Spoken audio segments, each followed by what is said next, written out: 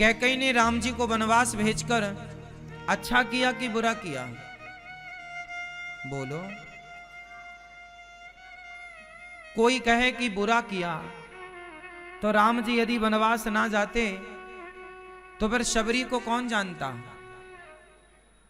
राम जी वनवास ना जाते तो केवट को कौन जानता? जटायु को कौन जानता? और हनुमान जी को कौन जानता? और विभीषण को कौन जानता? और सुग्रीव को कौन जानता?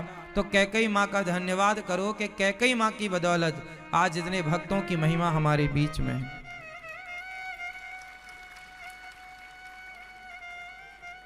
आप किसी का अपमान मत कीजिए, परंतु आपका कोई अपमान करे तो उसके प्रति गलत भाव मत रखिए, क्योंकि वो आपका इनडायरेक्ट हितैषी है।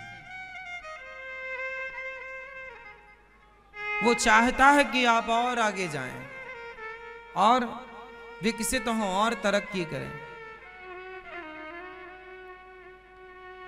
निंदक नियरे राखिए आंगन कुटी छबाय, बिन साबुन पानी बिन निर्मल करत स्वभाव। निंदा करने वाले को अपने पास रखना चाहिए। निंदा करने वाले को अपने पास रखो। निंदक नियरे राखिए। हमें लगता जरूर है कि गलत, पर नहीं। कोई आपको गाली दे, कोई आपकी स्तुति करे और कोई आपको गाली दे, तो जो आपको गाली दे रहा है ना, वो ज्यादा शुभ चिंतक है आपका।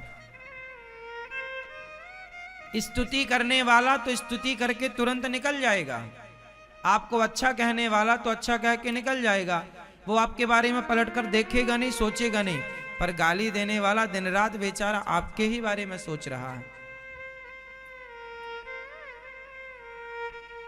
उसे तो रातों की नींद भी नहीं आएगी। तो आपके बारे में ज्यादा कौन सोचता है, आपकी स्तुति करने वाला कि गाली देने वाला? राम के बारे में विभीषण ज्यादा सोचते थे कि रावण ज्यादा सोचता था? शत्रु पक्ष ज्यादा सोचता, मतलब रावण। भगवान के बारे में भक्त जितना सोचता है उससे ज्यादा शिशुपाल ने सोचा। शिशुपाल ने उतना कहा। इसलिए भगवान गाली देने वाले को भी मिल जाते हैं। रावण जैसों को मिल गए, शिशुपाल जैसों को मिल गए। इसका मतलब ये हुआ, ये हमारे लिए सीख है कि कोई हमारा अपमान करे तो हम उसके बारे में बुरा ना सोचें, वो हमारा हितैषी है।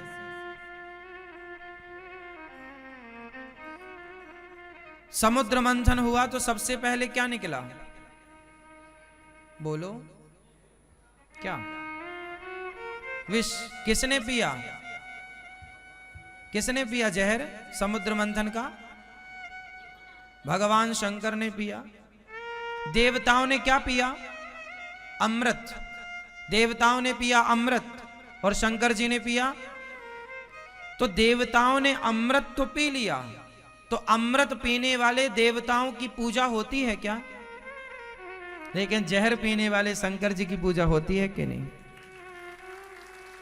अमृत पीने वाला नहीं पूजा, पर जहर पीने वाला पूजा।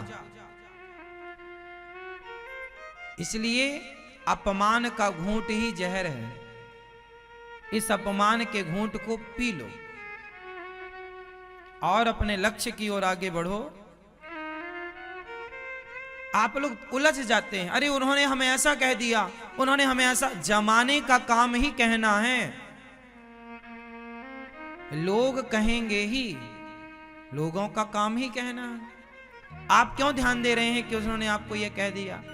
आप अपने लक्ष्य की ओर चलते रहो। कहने वाले, अच्छा कहने वाले भी बहुत लोग मिलेंगे, बुरा कहने वाले भी बहुत लोग मिलेंगे। आप तो बस चलो, चलते रहो। और जब आप अपने लक्ष्य को प्राप्त कर लोगे तो जिन राम को माता कैकेयी ने वनवास भेजा, उन्हीं कैकेयी माँ ने बाद में कहा कि राम आप मुझे माफ कर दो। राम जी बोले, मां मैंने तो कभी आपको कसूरवार ठहराया ही नहीं, आपने कोई गलती की ही नहीं। कैकेयी माँ बोली कि मेरा पुत्र बनकर तुम अगले जन्म में आना।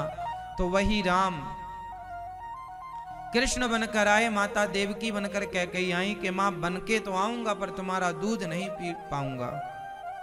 तो वही देवकी बनकर आई। मतलब जिन्होंने राम को वनवास भेजा, जिनके लिए उन्होंने ये शब्द का प्रयोग किया कि राम तुम सारे कपड़े राजसी वस्त्र त्याग कर जंगली वलकल वस्त्र पहन लो। माता सीता के वस्त्र उतरवा करके जंगली वलकर वस्त्र पहनाए। वो माता कैकेयी आज राम जैसे पुत्र को चाहती हैं।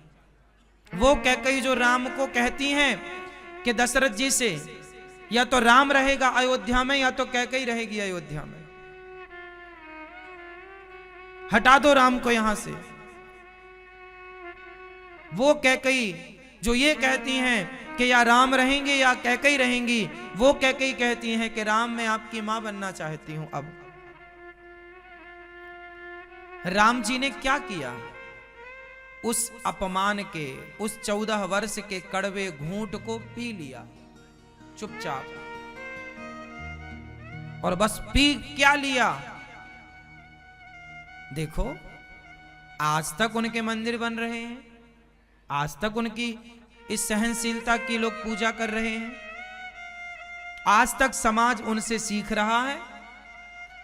वो सीखना चाहिए, हमारे शास्त्र हमें सिखाते ही तो हैं। कितनी गंभीरता चाहिए जीवन में। शंकर जी की पूजा ऐसे थोड़ी होती है। शंकर बनने के लिए विष भी तो पीना पड़ता है। अब तुम जितने शंकर जी के पुजारी हो, जितने तुमने शिव जी की पूजा की, शंकर जी तो इतना जहर पीते हैं, इतना अपमान समाज का सहते हैं। भगवान राम ने इतना अपमान सहा, भगवान राम को 14 वर्ष इतना कष्ट उठाना पड़ा, फिर भी उन्होंने अपने लक्ष्य को प्राप्त किया और कभी भी किसी के प्रति गलत सोचा नहीं, गलत बोला नहीं।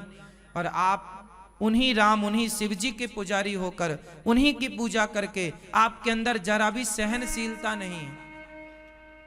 2 बातें आप बर्दाश्त नहीं कर पाते। किसी ने कुछ कहा, फट से आपको बोलना रहता है। वो पूजा उन्हीं की करते हो, तो जिनकी पूजा करते हो कम से कम उनका कुछ तो आचरण जीवन में उतरे, तब तो पूजा का लाभ है। आजकल पूजा का लाभ क्यों नहीं मिलता?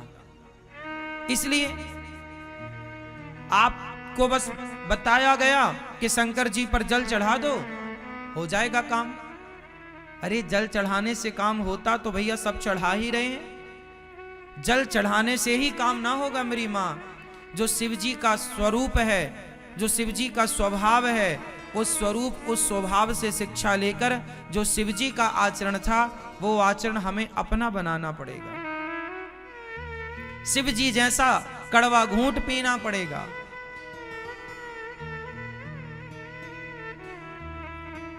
शिव जी जैसा त्यागी और तपस्वी बनना पड़ेगा।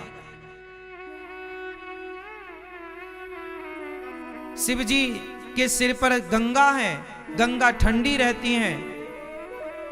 मानो शंकर जी कह रहे हैं कि दिमाग को हमेशा ठंडा रखो। ठंडा जल ऊपर रखा ना शिव जी ने, शंकर जी का दिमाग हमेशा ठंडा रहता है। और शंकर जी की तीसरी आंख जब खुली तो कामदेव जलकर भस्म हो गया। अब बताओ, वो शंकर जी जिन्होंने कामदेव को जलाकर भस्म कर दिया,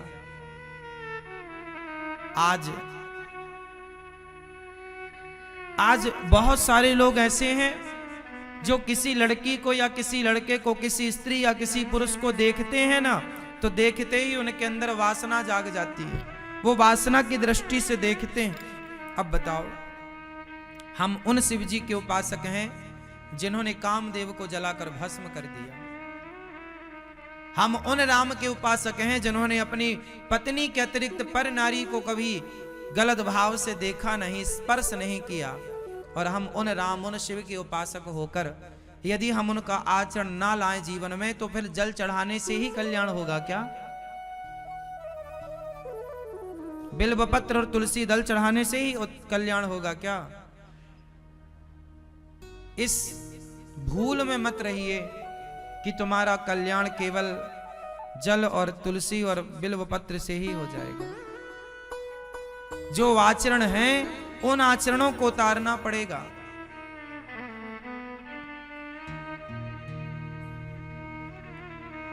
इतिहास में जो घटी घटनाएं हैं, जो हो चुका है, उनसे सीखना पड़ेगा। शिव जी जैसा सहनशील होना पड़ेगा।